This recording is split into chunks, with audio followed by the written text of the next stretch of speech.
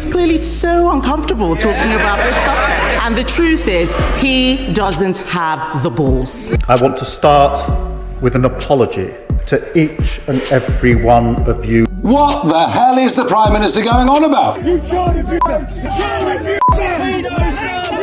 Get back!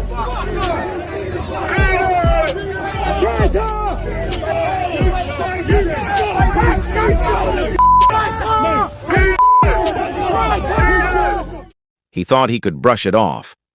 But the crowd outside Parliament had other plans. The boos, the fury, the accusations. It wasn't a protest anymore. It was a public reckoning. And the man at the center of it?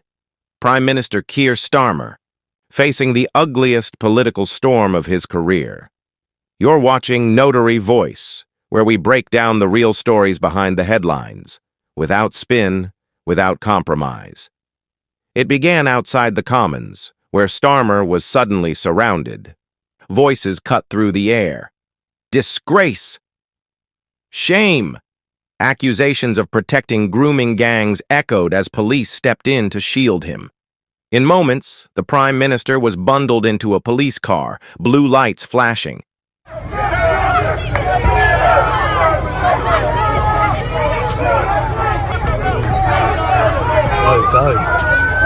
This wasn't a handful of hecklers. This was raw public anger, boiling over after months of unanswered questions. That is not good enough. At least 50 towns are affected by gangs. Places like Peterborough, Derby, Birmingham, Nottingham, Leicester, Rotherham, Rochdale and Preston. It's now 4 months since I asked him for a full national inquiry. Instead, he promised 5 local inquiries. Is he dragging his heels on this because he doesn't want Labour cover-ups? Inside Parliament, Kemi Badenoch cornered him with the same demands the public has been making for months. Why no full national inquiry into grooming gangs? Why only 5 small local inquiries, ones that can't compel witnesses or demand testimony under oath? Why drag his feet when at least 50 towns, from Rotherham to Nottingham, have been devastated by this crisis? Critics say the answer is simple. Many of those accused are illegal migrants. A voting bloc Labour quietly counts on to tip elections. Tackling the crisis head-on could mean alienating that base. Keir Starmer, sir. That bastard excused Jimmy Savile. He's the one who signed off and said there wasn't enough evidence. So a guy who literally, who signed off and said not enough evidence of the man what we now know, Sir Jimmy Savile, who raped 500 while being greeted by the Queen and, BBC covering. Keir Starmer, is this acceptable? I'll tell you what, I'd rather die in the fight than... Badenoch didn't mince words. She accused him of calculated delays, political self-preservation, and hiding behind legal jargon. She pointed out that Labour only moved toward a national inquiry after relentless pressure from victims' families, campaigners, and political rivals. And then there's the Savile controversy. Critics remind the public that under Starmer's watch as Director of Public Prosecutions, high-profile cases stalled, leaving predators free. He now leans on that past title to project credibility, but to his opponents, it's proof of a long pattern of inaction. The grooming scandal is probably one of the biggest scandals in modern British history. Yeah.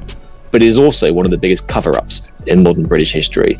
We've heard some lines from Keir Starmer. I think that is finally being realised in Downing Street, and that is why they've been dragged to this position now. And this row has now become incredibly political. You heard Kemi Badenoch in the Commons yesterday and at this press conference this morning accusing Labour of being dragged to this position. And when you see about the lengths which councils and police and officials went to bury lots of the horrific elements of the grooming scandal. Speaker, he's not the Director of Public Prosecutions anymore. People want to know what he is going to do now, not talk about what he did years ago. We are asking for a full national inquiry. Andy Burnham wants a national inquiry. He's not Conservative, he's Labour. Harriet Harman wants one. All of the victims I have met want a full national inquiry. He keeps talking about local inquiries, yet they have not got going. And they haven't got going because local authorities don't want to investigate themselves.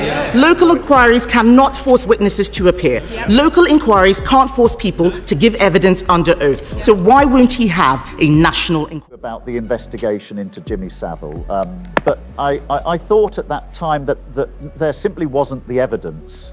The testimony simply wasn't compelling. Also, Savile did have a great standing with people, and so the threshold for any action taken was... As the exchange unfolded the Commons MPs shifted uncomfortably. Some buried themselves in notes, others stared at their phones, and then people began walking out, not quietly, but with visible disgust.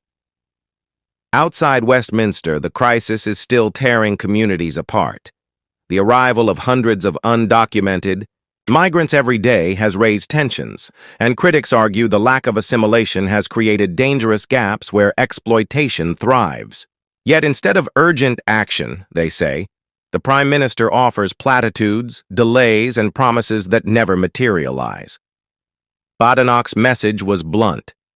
If I were standing where he is, we'd have had a national inquiry months ago. This is about the protection of children. Nothing else is more important. Hasn't read the recommendations, because if he had read the recommendations, he would know none of them would tackle this issue. The fact is, if I were standing where he is, we would have had a national inquiry months ago. This issue is personal for me.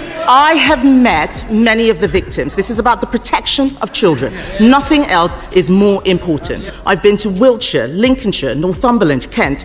All of them have outstanding children's social care. Do you know why, Mr. Speaker? Because they're all run by Conservatives. That's the difference that Conservative councillors make. Isn't the choice tomorrow between chaos and cover-ups under Labour councils or better services under the Conservatives? She says they'd have a national inquiry. 14 years. 14 years and they didn't do it. It's so hollow. And yes, tomorrow is the first opportunity the country has to pass their verdict on the leader of the opposition and the party opposition. The question now is whether the nation believes him or her. Is this leadership or political survival at any cost? And how long before the anger in the streets turns into votes at the ballot box? This is Notary Voice. If you believe in holding leaders to account, make sure to like, comment, and subscribe so you don't miss the stories that matter most.